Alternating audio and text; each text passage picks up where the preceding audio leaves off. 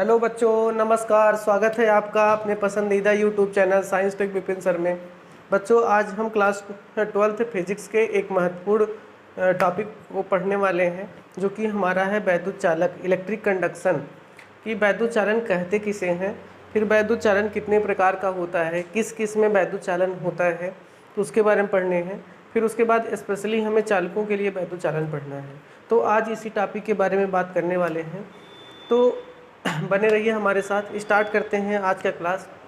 तो वैद्युत चालन के विषय में, अगर इसके पहले आप चैप्टर 1 और चैप्टर 2 फिजिक्स के क्लास 12th के चैप्टर 1 और चैप्टर 2 के बारे में कोई भी टॉपिक पढ़ना चाहते हैं, तो वो वीडियो लेक्चर हमारे प्लेलिस्ट में मौजूद है, वहाँ से जाकर उसको विजिट कर सकते हैं, देख सकते हैं। अगर कोई भी परेशानी है तो वहाँ पर कमेंट कर दीजिए, कमेंट को आंसर देने के लिए हम तैयार हैं। तो स्टार्ट करते हैं आज की क्लास। तो हमारा जो यहाँ का टॉपिक है वो है वैद्युत चालन, इलेक्ट्रिक कंडक्शन।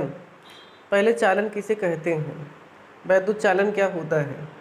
वैद्युत चालन मीन्स होता है कि जब कहीं पर भी आवेश एक स्थान से दूसरे स्थान तक विस्थापित होते हैं।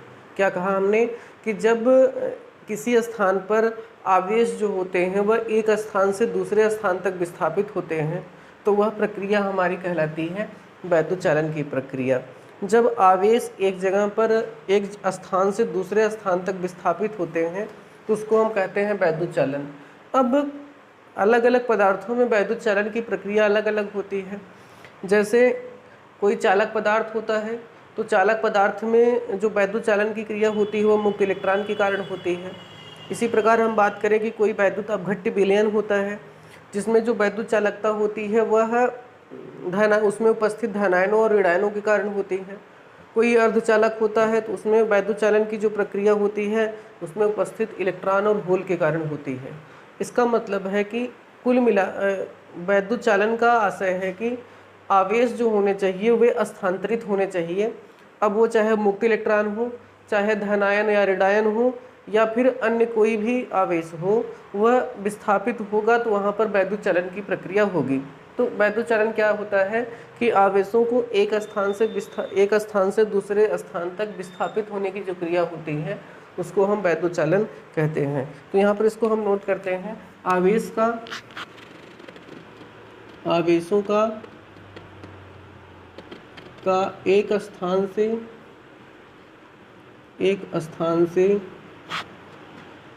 दूसरे स्थान तक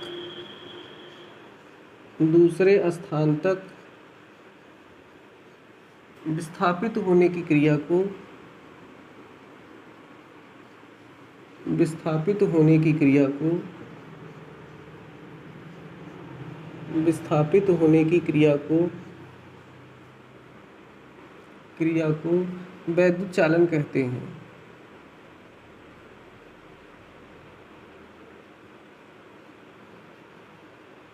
वैद्युत चालन कहते हैं।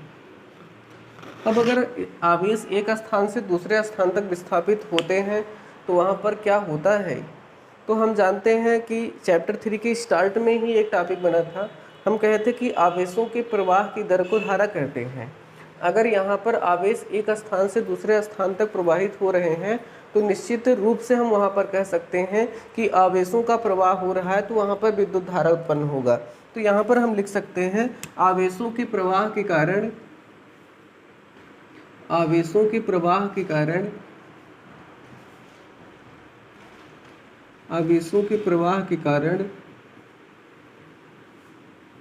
विद्युत धारा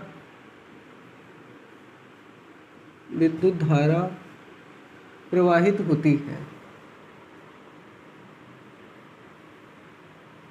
आवेशों के प्रवाह के कारण विद्युत धारा प्रवाहित होती है। तो ये हमारा आ गया, आवेशों के प्रवाह के कारण वैद्युत धारा प्रवाहित होती है। अब चालकों में अलग वैद्युत धारा तरीके से प्रवाहित होती है। कोई अर्धचालक है, उसमें अलग आवेश वाहक होते हैं जो प्रवाहित होते हैं, और वैद्युत अपघट्य में अलग अलग होते हैं। तो अगर इसकी बात करें तो हम जो चालक होते हैं, चालकों में जो आवेश वाहक होते हैं, चालक के लिए जो आवेश होते हैं वे मुक्त इलेक्ट्रॉन होते हैं। चालकों के लिए जो आवेश वाहक होते हैं वो मुक्त इलेक्ट्रॉन होते हैं। कोई वैद्युत अपघट्य है, वैद्युत अपघट्य होता है वैद्युत अपघट्य के लिए उसके धनायन और ऋणायन होते हैं, धनायन और ऋणायन होते हैं। और अगर इसका स्थान पर कोई अर्धचालक होता है उसमें इलेक्ट्रॉन और कोटर होते हैं, इलेक्ट्रॉन और कोटर या इसी को हम होल भी कहते हैं, होल होते हैं जिसके कारण चालकता प्रवाहित होती है। तो हमने बता दिया कि वैद्युत चालन किन किन कारणों से होता है। तो चालकों में मुक्त इलेक्ट्रॉन के कारण होता है, वैद्युत अपघट्य कोई विलयन है तो उसमें उपस्थित धनायनों और ऋणायनों के कारण चालकता होती है, और अर्धचालक में इलेक्ट्रॉन और होल के कारण चालकता होती है। तो यहाँ पर स्पेशली हमें जो पढ़ना है वह चालक में वैद्युत धारा, इसका मतलब कि चालक मुक्त इलेक्ट्रॉनों वाला पढ़ना है। और जब चालकों में वैद्युत धारा प्रवाहित होगी तो चालक में क्या उत्पन्न, चालकों में आवेश प्रवाहित होगा तो निश्चित रूप से वहाँ पर वैद्युत धारा उत्पन्न होगी। तो हमें यहाँ पर स्पेशली जो पढ़ना है वह चालक का कॉन्सेप्ट समझना है। सबसे पहले यहाँ पर ये बात आती है कि चालक के अंदर मुक्त इलेक्ट्रॉन होते कौन हैं। क्या जो परमाणु के अंदर इलेक्ट्रॉन गति करते रहते हैं उसी को हम मुक्त इलेक्ट्रॉन कहते हैं, या कोई और मुक्त इलेक्ट्रॉन होता है। तो सबसे पहले जो समझने वाली बात यहाँ पर आती है कि चालक के अंदर के मुक्त इलेक्ट्रॉन होते कौन हैं, कहाँ से आते हैं, इसके बारे में समझना है। तो इसके बारे में हम इस तरीके से समझ सकते हैं कि मान लेते हैं कि एक परमाणु है,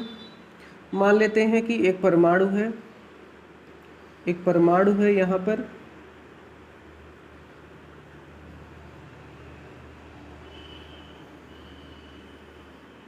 सपोज कर लेते हैं यह एल्युमिनियम का परमाणु है, या मान लेते हैं कि यह एल्युमिनियम का परमाणु है।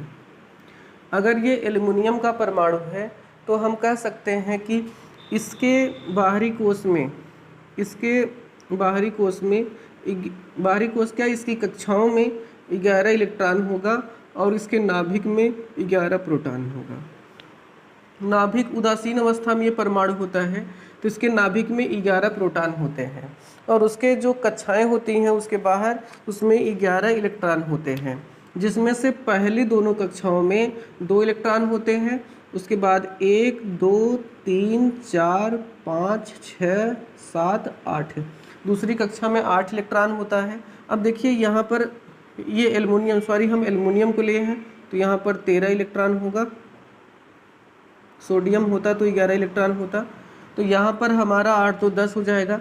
अभी बच रहा है कितना, 3 बच रहा है, तो यहाँ पर आ जाएगा 1 2 और 3, तो यहाँ पर 3 इलेक्ट्रॉन हो गए।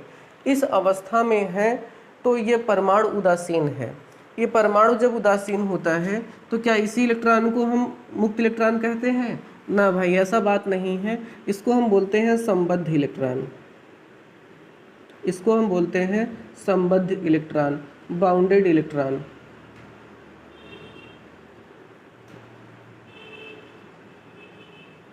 ये जो है वो बाउंडेड इलेक्ट्रॉन है। चलिए ठीक है, यहाँ पर एक बात क्लियर हो गई कि ये सब क्या होते हैं, बाउंडेड इलेक्ट्रॉन होते हैं। अब बात आती है कि अगर ये सब बाउंडेड इलेक्ट्रॉन है तो मुक्त इलेक्ट्रॉन कहाँ गए? अब मुक्त इलेक्ट्रॉन कहाँ से आते हैं?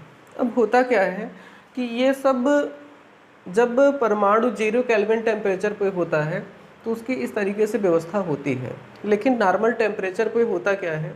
नॉर्मल टेम्परेचर को हम समझ सकते हैं कि 298 केल्विन समस्या, और डिग्री में समझना चाहते हैं तो 25 डिग्री समझ सकते हैं।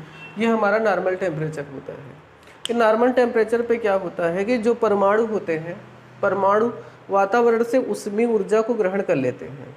परमाणु वातावरण से ऊष्मीय ऊर्जा को ग्रहण करते हैं, तो सबसे ज़्यादा ऊर्जा जो ग्रहण करता है उसके बाहरी कोश के इलेक्ट्रॉन को ग्रहण करता है। अब जाहिर सी बात है कि अगर कहीं पर भीड़ लगी है और उधर पीछे से कोई अटैक कर दे तो जो सबसे बाहर होगा वो सबसे पहले मार खाएगा, या सबसे ज़्यादा उसकी पिटाई हो जाएगी। तो ठीक यहाँ पर होती है कि जैसे ही यहाँ पर ये परमाणु इलेक्ट्रॉन होते हैं तो जब बाहर से थर्मल एनर्जी इनके ऊपर पड़ती है तो सबसे ज़्यादा एनर्जी कौन पाता है? यही बाहर के पाते हैं। अब दूसरी रीजन यहाँ पर होता है, एक तो सबसे ज़्यादा एनर्जी पा रहे हैं, दूसरी बात कि ये लोग नाभिक से बहुत दूरी पर हैं। नाभिक से सबसे अधिक डिस्टेंस पे होने के कारण नाभिक से लगने वाला जो नाभिकीय बल होता है इन पर कम होता है। अब ध्यान दीजिए कि एक तो इनके ऊपर बाह्य बल बहुत ज़्यादा लग रहा है जिसके कारण इनकी गतिज ऊर्जा बढ़ाएगा, दूसरी इनकी नाभिक से पकड़ कमज़ोर है। तो नाभिक से पकड़ कमज़ोर होने के कारण जैसे जैसे इनका ऊष्मीय ऊर्जा मिलती जाती है, ऊष्मीय ऊर्जा मिलती जाएगी, तो हम देखते हैं कि इलेक्ट्रॉन की जब ऊष्मीय ऊर्जा इतनी हो जाती है कि जो इनके नाभिक और इलेक्ट्रॉन के बीच में जो बांधे रखने वाली एनर्जी होती है उससे अधिक हो जाती है, तो ये इलेक्ट्रॉन अपनी कक्षा को छोड़ देते हैं। ये सभी इलेक्ट्रॉन अपनी कक्षा को छोड़ देते हैं। अब बात आती है कि अपनी कक्षा में अगर छोड़ देंगे तो ये जाएंगे कहाँ, इनको क्या कहेंगे? जो इलेक्ट्रॉन वातावरण से थर्मल एनर्जी को लेकर के, ऊष्मीय ऊर्जा को लेकर के अपने कक्षा को छोड़ करके निकल जाते हैं, बाहरी कोश को त्याग देते हैं, उन्हीं इलेक्ट्रॉन को हम बोलते हैं मुक्त इलेक्ट्रॉन। क्या बोलते हैं? मुक्त इलेक्ट्रॉन, फ्री इलेक्ट्रॉन। और उसी इलेक्ट्रॉन को हम बोलते हैं, जो फ्री इलेक्ट्रॉन होता है उसी इलेक्ट्रॉन को हम बोलते हैं कंडक्शन इलेक्ट्रॉन भी बोलते हैं।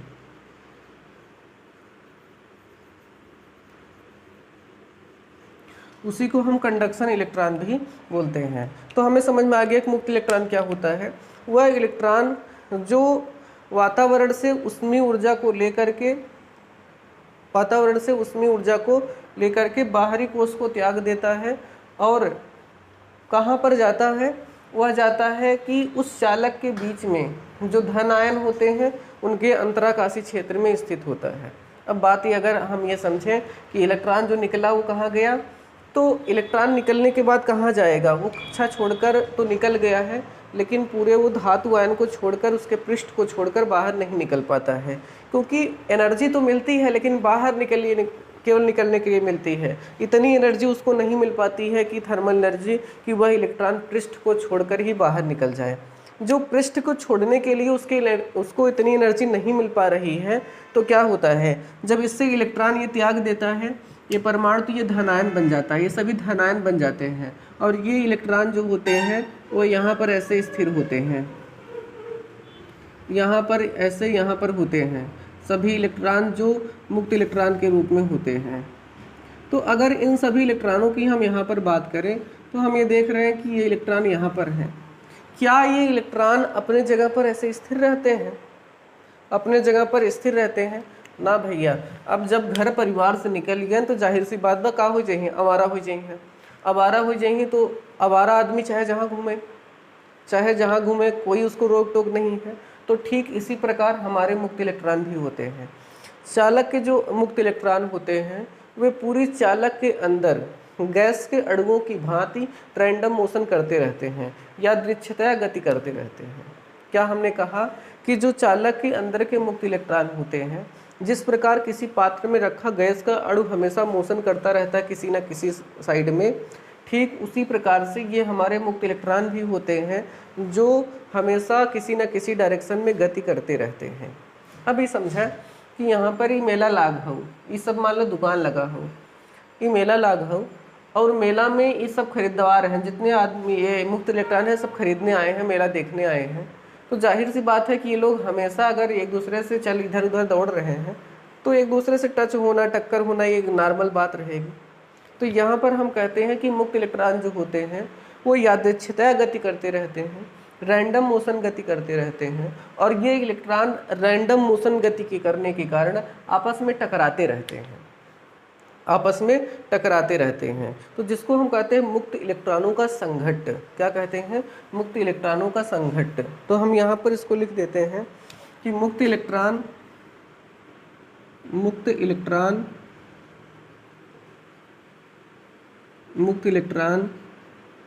चालक के धन आयनों के बीच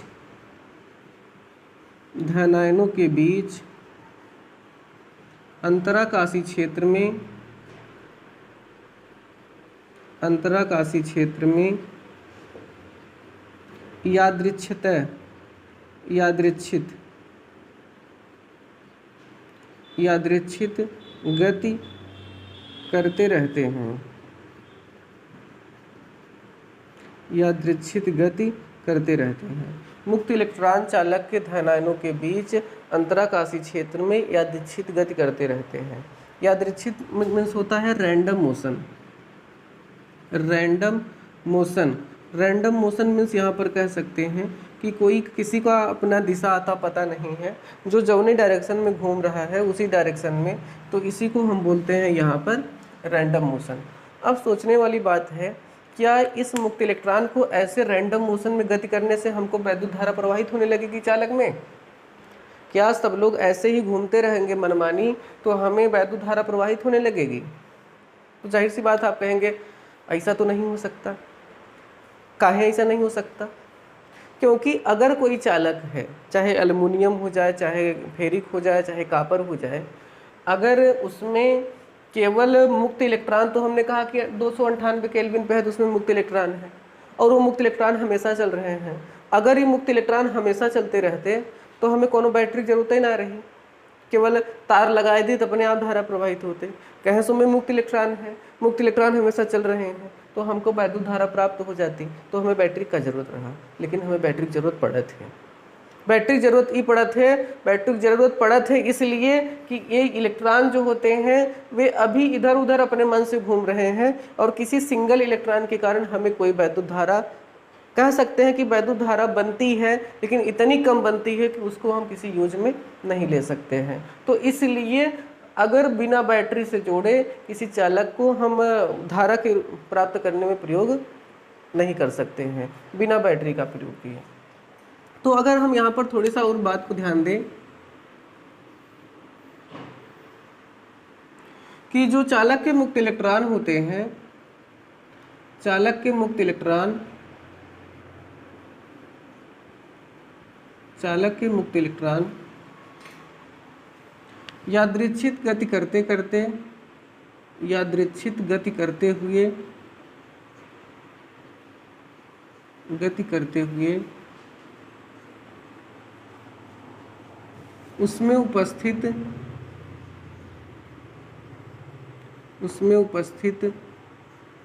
धनायनों से, उसमें उपस्थित धनायनों से टकराते रहते हैं, या वे स्वयं भी टक्कर कर सकते हैं। टक्कर का वहाँ पर टक्कर नहीं होता है बल्कि एक दूसरे के करीब आते हैं और प्रतिकर्षण बल के कारण फिर दूर चले जाते हैं। तो वैसे साइंस में उसी को हम संघट्ट मानते हैं। तो चालक के मुक्त इलेक्ट्रॉन यादृच्छिक गति करते हुए उसमें उपस्थित धनायनों से टकराते रहते हैं। अगर उसमें उपस्थित इन सभी धनायनों से वो टकराते रहते हैं या स्वयं से टकराते हैं तो उनके टकराने के कारण वे अलग अलग पाथ तय करते हैं, अलग अलग दिशाओं में गति करते हैं। एक अगर हम यहाँ पर उदाहरण के रूप में, जैसे यहाँ से कोई मुक्त इलेक्ट्रॉन यहाँ पर गया, यहाँ पर उसका संघट्ट हो गया, फिर उस संघट्ट के कारण यहाँ पर गया, फिर इधर कहीं पर चला गया, फिर यहाँ पर संघट्ट इस प्रकार को, फिर इधर आना पड़ गया, फिर यहाँ पर इस प्रकार का संघट्ट हुआ, इधर गया, फिर इधर गया। तो हम देख रहे हैं कि अलग अलग दिशाओं में गति कर रहा है वो, हम देख रहे हैं कि वो अलग अलग दिशाओं में गति कर रहा है। यहाँ से हो सकता है इस डायरेक्शन में चला जाए। तो हम देख रहे हैं कि चालक के अंदर का जो मुक्त इलेक्ट्रॉन होता है वह एक दूसरे से टक्कर कर रहा है और टक्कर करने के कारण वह अलग अलग दिशाओं में अलग अलग दूरियां चल रहा है। तो किसी मुक्त इलेक्ट्रॉन द्वारा दो क्रमागत टक्कर के बीच में, दो लगातार टक्करों के बीच में जो दूरी चली जाती है उसी को हम बोलते हैं मुक्त पथ। क्या बोलते हैं? मुक्त पथ बोलते हैं। जैसे यहाँ से यहाँ तक चला तो ये λ1 हो गया, ये एक मुक्त पथ हो गया। अगली बार में वो यहाँ से यहाँ तक चला तो ये λ2 हो गया, ये दूसरा मुक्त पथ हो गया। यहाँ से अगली बार में वो यहाँ तक चला, ये λ3 हो गया, तीसरा मुक्त पथ हो गया। तो कहते हैं कि लिख सकते हैं कि मुक्त इलेक्ट्रॉन द्वारा, मुक्त इलेक्ट्रॉन द्वारा, मुक्त इलेक्ट्रॉन द्वारा दो, मुक्त इलेक्ट्रॉन द्वारा दो क्रमागत टक्करों के बीच, क्रमागत टक्करों के बीच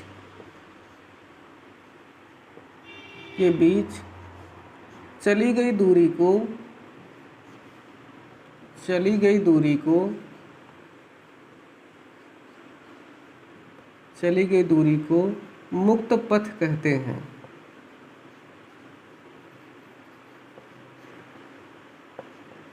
चली गई दूरी को मुक्त पथ कहते हैं। कोई इलेक्ट्रॉन दो टक्कर के, जैसे यहाँ से यहाँ के टक्कर में बीच में दो दूरी चलेगा, उसी को हम लैम्डा पथ कहते हैं। यहाँ λ1 लैम्डा 1, लैम्डा 2, लैम्डा 3, ये सब कहाँ है?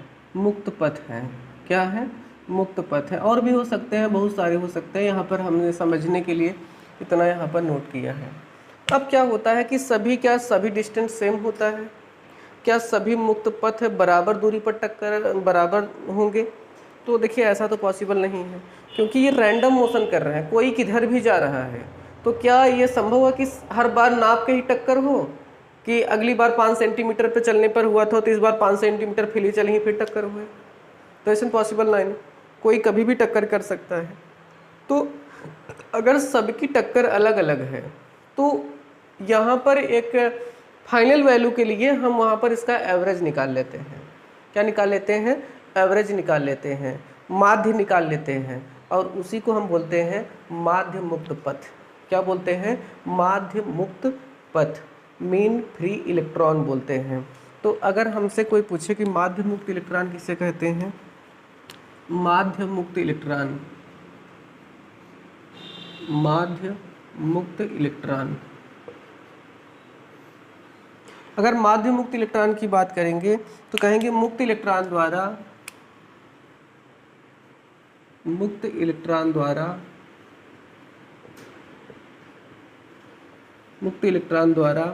सभी संघट्टों के बीच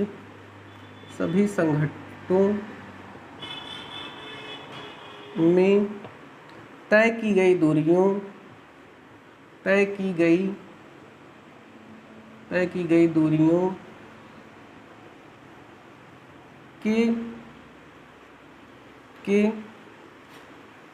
तय की गई दूरियों के औसत, हम इसका औसत निकालेंगे जिसको हम बोलते हैं एवरेज। औसत को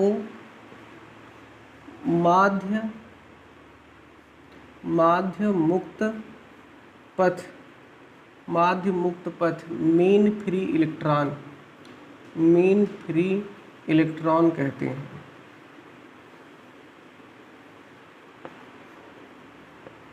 मीन फ्री इलेक्ट्रॉन कहते हैं। मीन फ्री इलेक्ट्रॉन जो होता है इसे हम लैम्डा से प्रदर्शित करते हैं। इसे हम लोग लैम्डा से प्रदर्शित करते हैं। अब जाहिर सी बात है कि कोई इलेक्ट्रॉन अगर 2 या 2 से अधिक टक्कर कर रहा है तो हर टक्कर के बीच में कुछ ना कुछ समय लगेगा। कोई इलेक्ट्रॉन अगर 2 या 2 से अधिक टक्कर हमेशा गति कर रहा है और टक्कर कर रहा है तो जाहिर सी बात कि 2 टक्करों के बीच में समय लगेगा। तो उसी समय को हम बोलते हैं रिलैक्सेशन टाइम, श्रांति काल बोलते हैं। डेफिनेशन में अगर लिखना चाहें तो लिख सकते हैं कि किसी मुक्त इलेक्ट्रॉन द्वारा 2 क्रमागत टक्करों के बीच में लगे समय को श्रांति काल कहते हैं। मुक्त इलेक्ट्रॉन द्वारा 2 क्रमागत टक्करों के बीच में लगे समय को श्रांति काल कहते हैं। तो यहाँ पर अगर हम श्रांति काल को लिखना चाहें तो लिख सकते हैं श्रांति काल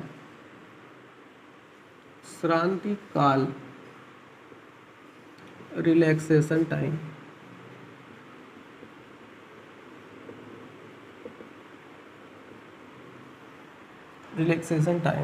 कहते हैं मुक्त इलेक्ट्रॉन द्वारा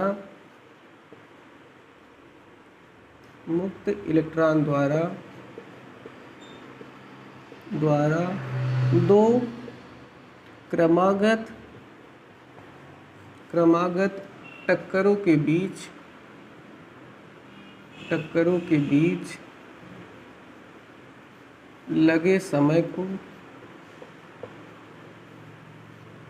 लगे समय को श्रांति काल कहते हैं। श्रांति काल को हम लोग टाउ से प्रदर्शित करते हैं। श्रांति काल को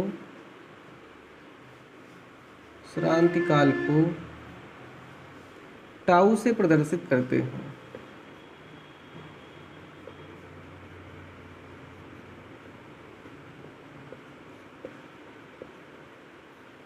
अब ये तो हमने सब बता दिया कि मुक्त इलेक्ट्रॉन क्या होते हैं, कैसे गति करते हैं, इन सब के बारे में बात हो गई।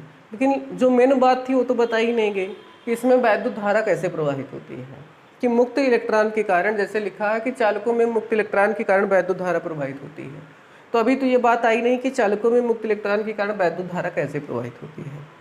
अब देखिए, किसी चालक में वैद्युत धारा को प्रवाहित करने के लिए जो सबसे ज़रूरी है वह एक बैटरी होती है, क्योंकि जब तक चालक को हम बैटरी से नहीं जोड़ते हैं तब तक धारा नहीं प्रवाहित होती है, क्योंकि बैटरी जो होती है वह उसमें उपस्थित जो मुक्त इलेक्ट्रॉन होते हैं उनको एनर्जी प्रदान करती है, जिसके कारण वो तेज़ी से गति करने लगते हैं। जैसे अगर ये जो हमारी सर्किट है, ये हमने एक वायर सर्किट से इसको जोड़ दिया एक्सटर्नल सर्किट से, और यहाँ पर मान लेते हैं ये प्लस है और ये वाला माइनस, इसको हमने एक वायर बैटरी से जोड़ दिया है। जैसे ही इसको हम वायर बैटरी से जोड़ेंगे तो धारा प्रवाहित होना शुरू हो जाएगी इधर, और ये वाला पूरा प्लस हो जाएगा, ये वाला पूरा माइनस हो जाएगा, धारा ऐसे। अब ये धारा क्यों प्रवाहित हो रही है? क्योंकि इसमें के अंदर जैसे इसको हम बैटरी से जोड़ते हैं तो ये वाला पूरा धन टर्मिनल बन जाएगा और ये वाला पूरा ऋण टर्मिनल बन जाता है। अब इसके अंदर जो मुक्त इलेक्ट्रॉन है वो ऋणावेशित हैं, ये तो सबको पता है कि उसके अंदर के जो मुक्त इलेक्ट्रॉन है वो ऋणावेशित है। जैसे ही वो बैटरी का विभवांतर पाते हैं, एक जगह पर प्लस पाते हैं, दूसरी जगह पर माइनस पाते हैं, ठीक क्या होता है कि प्लस वाला जो टर्मिनल होता है वो इलेक्ट्रॉन खींचे लागे। भाई, विपरीत प्रकार के आवेश एक दूसरे को आकर्षित करते हैं। जिस प्रकार हम देख रहे हैं कि विपरीत प्रकार के लिंग के जो आदमी होते हैं वो एक दूसरे को आकर्षित करते हैं, ठीक उसी प्रकार इनका भी होता है कि विपरीत प्रकार के आवेश एक दूसरे को आकर्षित करते हैं। तो तुरंत क्या हो जाएगा भाई लोग, तुरंत हो जाएगा, ये प्लस जो होता है ये सभी इलेक्ट्रॉनों को आकर्षित करने लगता है। जैसे ही ये सभी इलेक्ट्रॉनों को आकर्षित करेगा तो सब लोग इसकी तरफ भागने लगेंगे, यहाँ पर सब भागने लगेंगे इसकी तरफ। जैसे ही ये, और यहाँ पर इलेक्ट्रॉन जो होते हैं वे ऋण आवेश होने के कारण प्रतिकर्षण भी होता है, जिसके कारण और इधर तेजी से भागते हैं। तो जब सभी इलेक्ट्रॉन इधर भागेंगे, अब देख रहे थे कि जो सभी इलेक्ट्रॉन रैंडम मोशन कर रहे थे, कोई किसी भी डायरेक्शन में जा रहा था, तो वहाँ पर कोई धारा नहीं मिल रही थी। लेकिन हमने जैसे बैटरी से जोड़ दिया तो सभी जो इलेक्ट्रॉन थे वह एक ही डायरेक्शन में चलने लगे, सभी एक ही डायरेक्शन में दौड़ने लगे। वो किधर से किधर जा रहे हैं? Minus plus. जिस डायरेक्शन में ऋणावेश गति करता है ठीक उसके विपरीत दिशा में ये वैद्युत धारा प्रवाहित होती है। यहाँ पर वैद्युत धारा की प्रवाहित होने की जो दिशा है वह इस प्रकार से हो जाएगी, क्योंकि इलेक्ट्रॉन ऋणावेशित जो इलेक्ट्रॉन होते हैं, इलेक्ट्रॉन तो ऋणावेशित है ही, इसके अलावा ऋण आयन हो गए, इलेक्ट्रॉन हो गए, ये हमेशा धारा की विपरीत दिशा में चलते हैं। इसके अलावा कोई धनायन हो गया, कोई होल हो गया, ये हमेशा धारा की दिशा में ही चलते हैं। तो ये इलेक्ट्रॉन इस तरफ रन करने लगेंगे, या पॉजिटिव टर्मिनल की ओर या नेगेटिव टर्मिनल की ओर। तो इस कारण इस चालक के अंदर धारा प्रवाहित होने लगेगी। क्यों अब धारा प्रवाहित होगी? क्योंकि बहुत सारे इलेक्ट्रॉन हो गए। जब बहुत सारे इलेक्ट्रॉन हो जाते हैं तो जाहिर सी बात है कि वहाँ पर धारा प्रवाहित होने लगेगी। थोड़ा थोड़ा करके सब इलेक्ट्रॉनों के कारण जो वैद्युत धारा होती है वह सम हो जाती है, उसका समेशन हो जाता है और एक बड़े धारा प्राप्त हो जाती है। 2 एम्पियर, 3 एम्पियर, 4 एम्पियर या इससे ज़्यादा का भी वैद्युत धारा प्राप्त होने लगती है। तो यहाँ पर ये चीज़ हो गया कि जब तक हम किसी चालक को बैटरी से नहीं जोड़ेंगे तब तक वैद्युत धारा प्रवाहित नहीं होगी, तब तक वैद्युत धारा नहीं प्रवाहित होगी। अब ये होती है कि क्या चालक के अंदर मुक्त इलेक्ट्रॉन खत्म हो सकते हैं? चालक के अंदर के मुक्त इलेक्ट्रॉन खत्म हो सकते हैं? तो ऐसी बात नहीं है। किसी चालक के अंदर मुक्त इलेक्ट्रॉन खत्म नहीं हो सकते, क्योंकि आवेश संरक्षण के सिद्धांत से हम आवेशों को न तो उत्पन्न कर सकते हैं न ही नष्ट कर सकते हैं, केवल उसको हम न्यूट्रल कर सकते हैं। तो आवेश यहाँ पर गति करेंगे, जितना आवेश यहाँ से इधर की तरफ शिफ्ट होगा ठीक उधर से उतना ही आवेश भी इसके अंदर आ जाएगा। तो यहाँ पर कभी भी आवेश खत्म नहीं होते। अगर सोचो कि आवेश खत्म हो तो क्या होता? अगर किसी चालक के अंदर आवेश खत्म होते तो क्या हो जाता? सोचा कि अगर चालक के अंदर आवेश धीरे धीरे मरते होते तो क्या हो जाता? दिक्कत ये हो जाती कि हम कोई तार खरीद के लेकर आते तो तार पे एक्सपायरी डेट लिखा रहता कि ले जो भैया ये तार, ये कापर के बढ़िया वाला तार हुए, एक बाद 6 महीने बाद एक्सपायर हो जाए। कैसे एक्सपायर हो जाए? एक अंदर के जो आवेश बा खत्म हो जाए तब दूसरा तार लगाना पड़े। लेकिन ऐसा सिस्टम ना बा, जब तक तार जल ना जात बाटे, भ्रष्ट ना हो जाता बाटे, तब तक हम ओका यूज करत है। या नाते यूज कर लेते हैं क्योंकि उसके अंदर के मुक्त इलेक्ट्रॉन खत्म नहीं हो रहे हैं। मुक्त इलेक्ट्रॉन अगर खत्म होते तो तार का एक्सपायरी डेट उस पर लिख के आता 1 साल 2 साल में खत्म हो जाए, चाहे ओके यूज करे चाहे ना यूज करे। लेकिन तार लिया घर पे रख दे, यूज ना करबा तो ओके बहुत दिन पड़ा रहे, कभी भी एक्सपायर न हुए, क्योंकि इसके अंदर के मुक्त इलेक्ट्रॉन खत्म नहीं होते हैं। अब अगर हम बात करें तो फिर 1 एम्पीयर की धारा प्रवाहित होने में कितने इलेक्ट्रॉन प्रवाहित होते हैं। अगर 1 एम्पीयर की हम धारा प्रवाहित कर रहे हैं तो कितने मुक्त इलेक्ट्रॉन प्रवाहित होंगे, 1 एम्पीयर। तो 1 एम्पीयर की धारा को हम कैसे निकाल पाएंगे। हम जानते हैं कि 1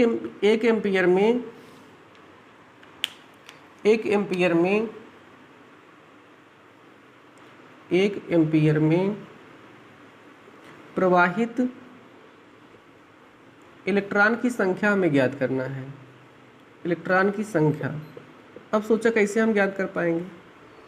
तो एक सिंपल सा फार्मूला हम इसके पहले वाले वीडियो लेक्चर में पढ़े थे कि आवेशों की प्रवाह की दर को धारा कहते हैं, I=Q/T पढ़े हैं। इसके बाद क्वांटाइजेशन ऑफ चार्ज में पढ़े थे हम, आवेश का क्वांटीकरण में Q=Ne होता है। अगर इस वैल्यू को हम यहाँ पर रख दें तो I हो जाएगा Ne/T, Ne/T। इधर हम गुणा कर देते हैं, तो आ जाएगा I=IT और Ne। तो हमें n चाहिए तो n बराबर आ जाएगा IT/E। इसी को हम सॉल्व कर लें तो हमें आंसर मिल जाएगा। अब कैसे सॉल्व करेंगे, यहाँ पर 1 एम्पीयर की धारा प्रवाहित हो रही है, t बराबर हम मान लेते हैं वह 1 सेकंड है, 1 सेकंड में 1 एम्पीयर धारा प्रवाहित होगी और इसकी वैल्यू होती है 1.6 × 10⁻19, ये वैल्यू होती है। अगर हम यहाँ पर करें तो आ जाएगा 1/1.6 और गुणे 10⁻−19। इसको थोड़ा सा और अगर सॉल्व करें तो ये हो जाएगा 10/16 और गुणे 10⁻−19।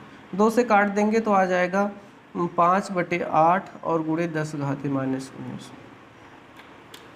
इतना हमें प्राप्त हो जाएगा। अब इसका हम भाग कर दें अगर तो कितना मिल जाएगा, दशमलव बढ़ाएंगे तो ये हमारे पास, सॉरी यहाँ पर 19 आएगा।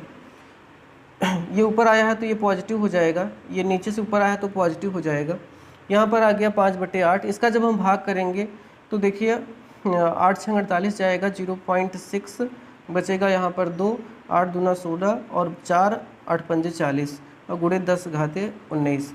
इसको अगर दशमलव की एक अंक इधर शिफ्ट करेंगे 6.25 × 10⁻18 इलेक्ट्रॉन। इतने इलेक्ट्रॉन जब प्रवाहित होंगे 1 सेकंड किसी चालक से, तब जाकर 1 एम्पीयर की धारा बनेगी। इतने इलेक्ट्रॉन प्रवाहित होने के बाद, अब बात को यही आप समझिए कि 6.25 × 10⁻18 इलेक्ट्रॉन जब प्रवाहित हो रहे हैं तब जाके 1 एम्पीयर की धारा बन रही है। तो एक मुक्त इलेक्ट्रॉन के चलने से क्या वही बनेगा। तो इसीलिए हम 1 इलेक्ट्रॉन का काउंट नहीं करते हैं। जब बहुत सारे मुक्त इलेक्ट्रॉन एक ही साथ में गति करते हैं तभी जाकर वहाँ पर धारा का काउंट होता है। तो ये आज का टॉपिक था जिसमें हमने वैद्युत चालन और चालकों में कैसे वैद्युत धारा प्रवाहित होती है इसके बारे में बात किया। अगर आप आज के इस वीडियो लेक्चर में आपको कोई प्रॉब्लम अगर है तो आप बेशक कमेंट सेक्शन में कमेंट करिए, या फिर डिस्क्रिप्शन में हमारी फेसबुक आईडी और इंस्टाग्राम आईडी है, वहाँ पर भी क्वेश्चन को पूछ सकते हैं। अपने जो भी डाउट होते हैं उसको क्लियर कर सकते हैं। तो हमें भी यह खुशी मिलेगी कि हमने जो आपके डाउट्स थे उनको पूरा क्लियर किया। हमने जो पढ़ाया वो आपके अच्छे तरीके से समझ में आया, वो आपको हमें अंदर से खुशी देती है। अगर आपको ये वीडियो अच्छा लग रहा है, ये लेक्चर अच्छा लगा है, तो वीडियो को लाइक करना ना भूलें और अपने दोस्तों के पास शेयर करें ताकि उनको भी इसका लाभ मिल सके। तो मिलते हैं नेक्स्ट क्लास में। नेक्स्ट क्लास जो हमारा होगा वह अनुगमन वेग ड्रिफ्ट वेलोसिटी को लेकर होगा, जो कि वेरी इंपॉर्टेंट टॉपिक है। बोर्ड एग्जाम में क्लास 12th में बहुत बार आ चुका है। इसके बाद न्यूमेरिकल उस टॉपिक पे भी आते रहते हैं। तो उसके लिए मिलते हैं नेक्स्ट क्लास में। तब तक के लिए धन्यवाद। आशा करते हैं आपका दिन शुभ हो, खुश रहें, मस्त रहें।